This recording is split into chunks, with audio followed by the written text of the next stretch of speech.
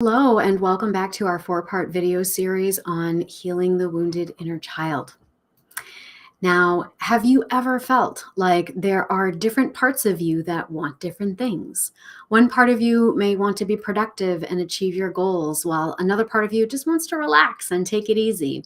And still, yet another part of you, maybe your inner child, is holding the anxieties or the fears that you might have around which choice you should make. And so this is where the concept of parts work, especially with internal family systems theory, comes in. And so in this particular video segment, we are going to take a look at what is parts work, how does it work, and how can you use that to improve your well-being. Okay. Then we're going to step into a meditation for connecting to the inner child. Now, by the end of this video, you are going to go from confused to clear when it comes to recognizing what you need and why you may be conflicted over it, connecting to your inner child and beginning to heal past attachment wounds on that emotional and energetic level. And also walk away with an easy technique and a practical tool for managing difficult emotions or challenging situations with greater self-compassion. Now, if you want a full introduction to today's video topics, I highly recommend checking out the first 2 videos. So the first one was attachment styles and the inner child in relationships, and this is on my YouTube channel. And the second one is called Inner Child Healing with Parts Work, and that is also located on my YouTube channel. Now, if you don't know me or you are new to my platform, welcome. My name is Brianamacwilliam, and I'm a licensed and board-certified art therapist with certifications in EFT tapping, Reiki, and trauma-informed somatic therapy. I've worked with adults struggling with insecure attachment styles for more than 15 years now, primarily using my trademark method, which is a psycho-spiritual approach to cultivating those secure and passionate partnerships that we desire. Now, if you like today's video topics, I encourage you to like, subscribe, or follow for more, because I often put out other topics like this and I would not want you to miss out. And so with that, let's just dive right into our topics for today. So first thing we're going to take a look at is, what is parts work in IFS? So parts work is a concept in internal family systems theory, which is a psychotherapeutic approach developed by Richard Schwartz. According to IFS, everyone has different parts or subpersonalities within them, and these parts can be divided into primarily 2 different categories, and that is exiles and protectors. And so exiles, these are the parts that carry our pain, our shame, our trauma, or other painful emotions that we usually try to suppress or ignore for whatever reason. And so your wounded inner child would be considered an exiled part. Now, protectors, on the other hand, these are the parts of us that are trying to protect us from feeling that pain, usually by grasping for control, discouraging us from risking pain or failure, distracting us, numbing us out, or dousing uncomfortable feelings with things like short-term escapes. And so how do we explore our parts work? Well, let's take a look at that. Now, the goal of parts work in IFS theory is to help individuals identify and understand their different parts so that they can work with them and create internal harmony. And so this involves a few steps. So the first step is identifying parts. Okay, so this involves becoming aware of the different parts within you and understanding what they do and why they do it. So for example, you may have a part of you that procrastinates and yet another part of you that is really anxious about deadlines. Then we have the getting to know parts, right? So once you have identified and differentiated some of these parts, the next step is getting to know them on a deeper level. And this involves asking them questions like, what do you want? What are you afraid of? What are you protecting me from? How do you help me? And then taking that into consideration and under acknowledgement in a more authentic way. Then we have working with the parts. So after getting to know your different parts, the next step is working with them to create more harmony and balance in your inner space.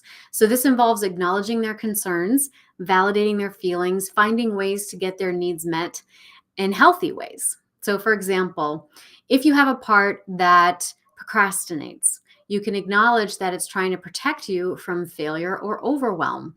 But you might want to find healthy ways to break down your tasks into manageable steps so that this partner doesn't feel so, or this part doesn't feel so burdened.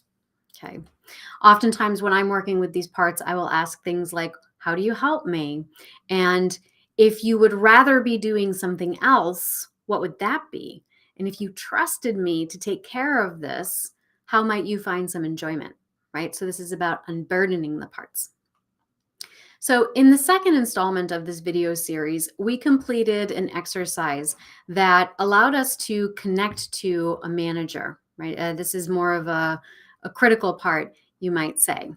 And when we connected to the manager, we were able to suss out some of the negative stories that the inner critic might tell us to prevent us from taking a risk and failing, right? So managers, they usually discourage us from putting ourselves into vulnerable positions that could risk things like failure or hurt feelings. And if we want something that has been absent in our experience, or we haven't had any models for it, then our managers are going to perceive that thing that we want as unattainable, and therefore pursuing it is just a path to getting hurt, right? So it will come up with all kinds of reasons that we can't have and shouldn't want that thing. And that's going to prevent us from trying and failing. Ultimately, the manager really wants to protect us from feeling things like shame, guilt, or other uncomfortable emotions, which means that sometimes when we want to talk to the inner child, it's a manager that pops up first, right?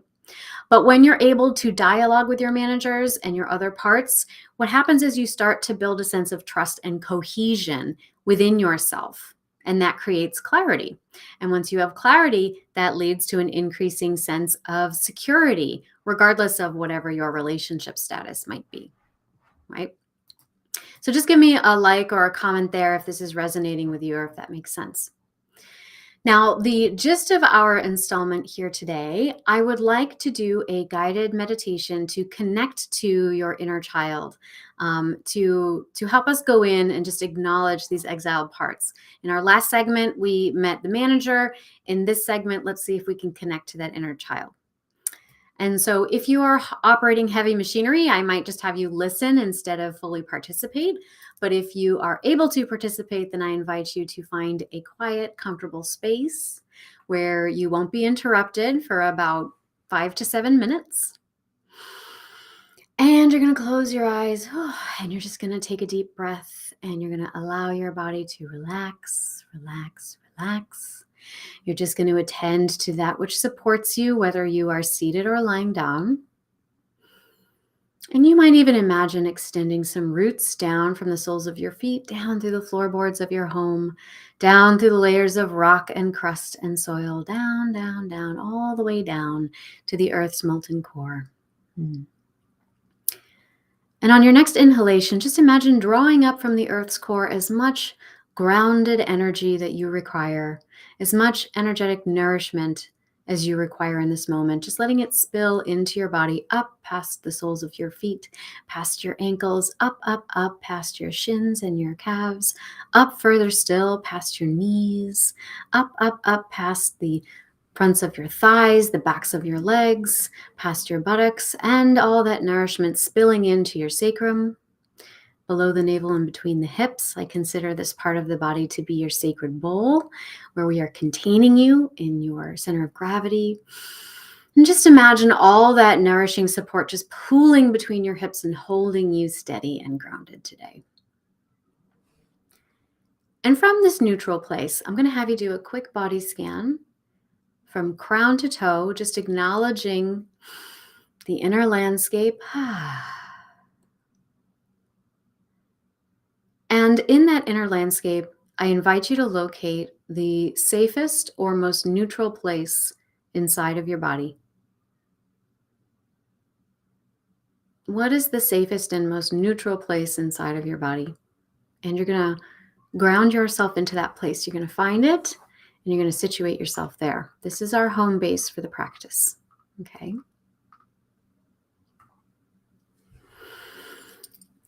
And so now we're going to call up in your mind's eye, you might even imagine in your third eye, in the center of your brow, We're going to call up a screen, almost like a movie screen in your very own movie theater. And on that screen, I'd like you to project a happy childhood memory. Just one happy childhood memory. You might experience intrusive memories or thoughts that come up, but for now, just imagine sticking a pin in them and deflating them almost like you're sticking a pin in a balloon, and just watch those intrusive thoughts disappear, diffuse, dissipate, step back. We're focusing on our happy childhood memory. Okay, very good. And now on your next breath, just imagine pressing play. We're going to animate that scene, and you are going to step right into it. Your adult self is going to step right into that happy childhood memory.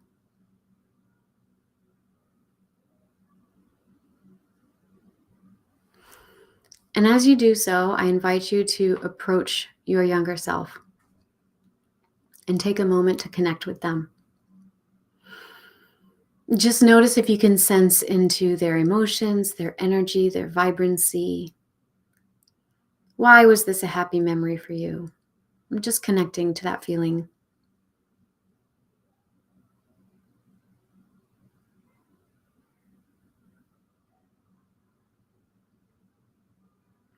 And just say hello to this younger version of yourself. Ask them how they're feeling. And whatever they're feeling, let them know that it's okay, that it's all correct, it's all valid, that you hear them, that you love them, that you acknowledge them. Offer them comfort and reassurance. Let them know that they are safe and they are valued here with you.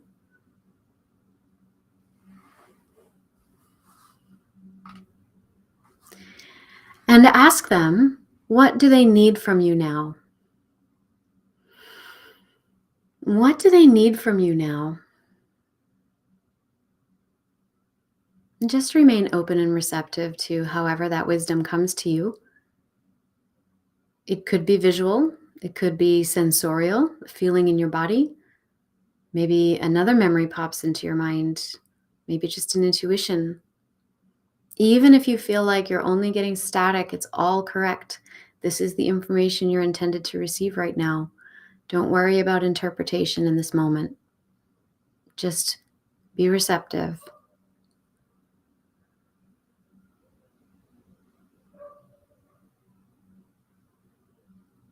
Good. And so I invite you to take in that understanding and that knowledge that we know what your child needs, and to make a commitment to follow up on that. You might even imagine yourself demonstrating to your inner child, fulfilling that need for them. You might visualize that. This is somewhat of a gift you are offering them.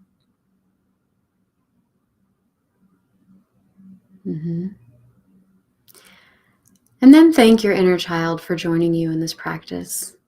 Let them know that you will come back to check in on them. This is not a one-shot deal. You are building a relationship with them, and this is just your first date. Thank you for joining me and for letting me know what you need. That helps me support you.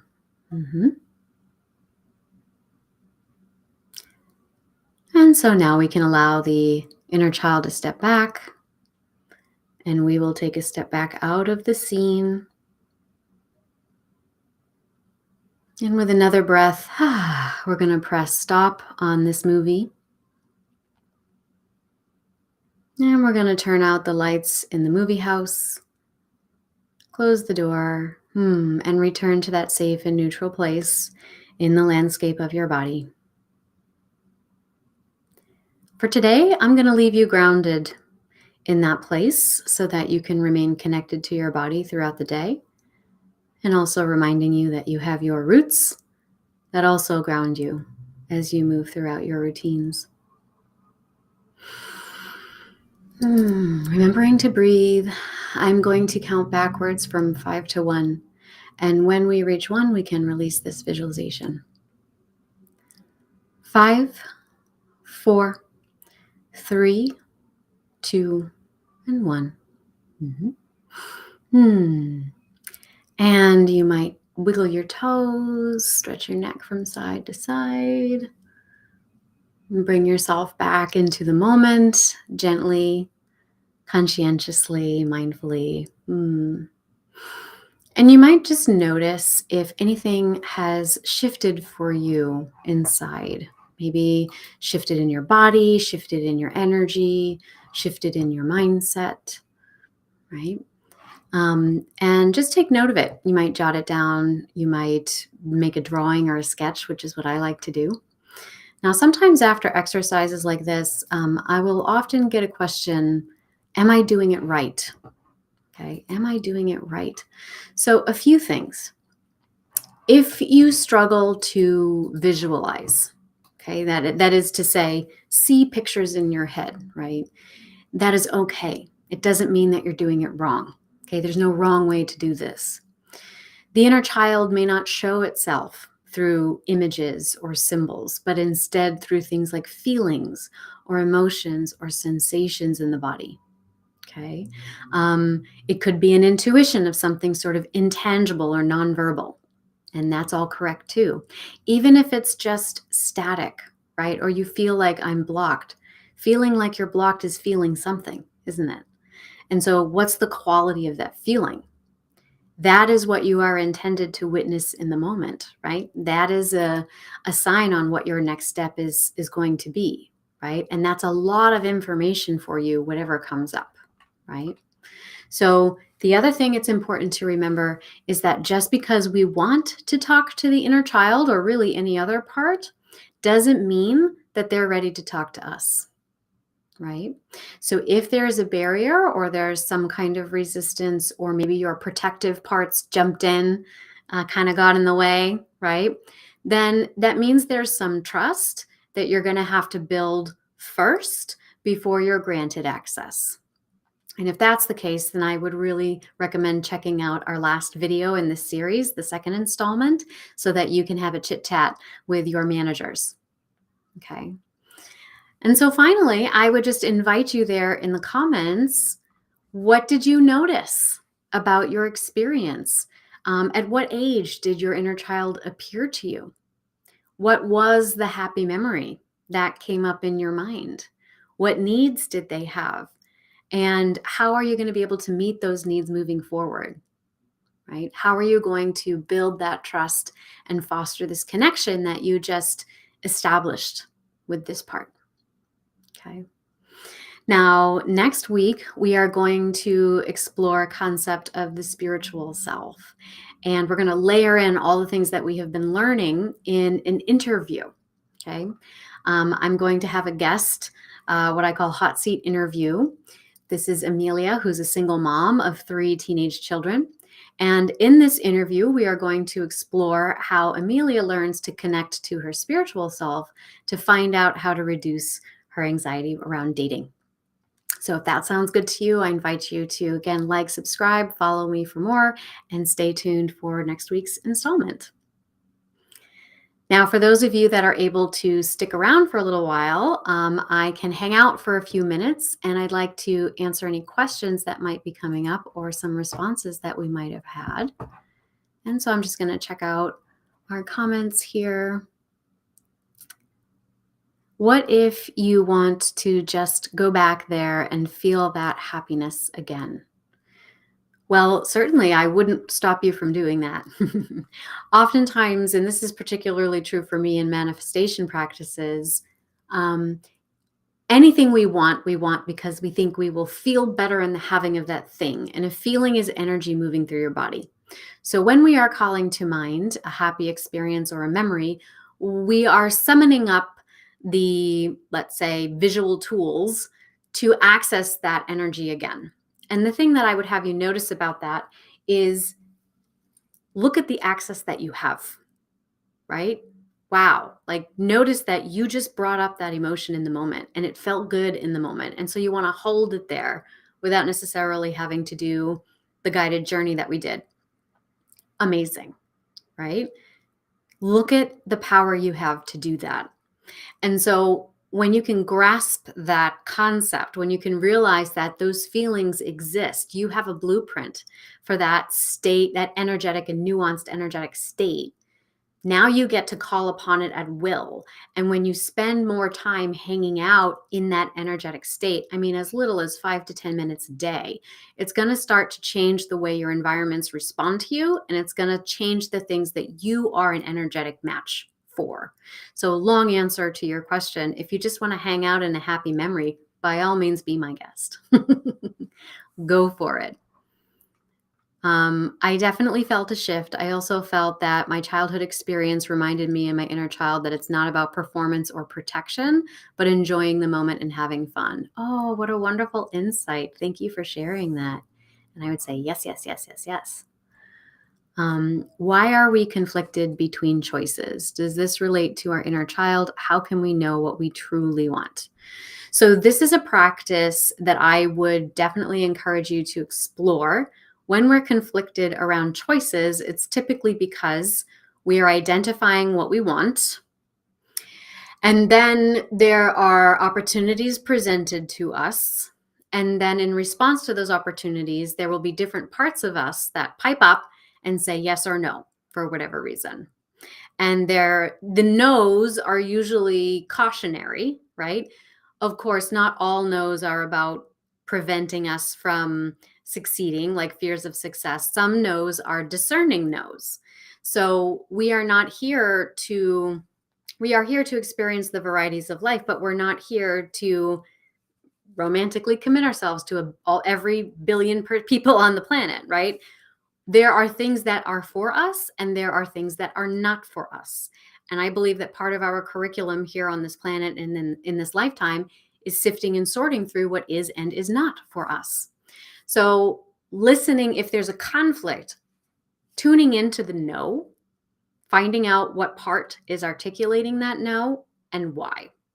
So if it is a manager that's articulating a no, that typically comes from some level of fear or apprehension or wanting to protect ourselves, which is not a bad thing, right? We should all have that to some degree.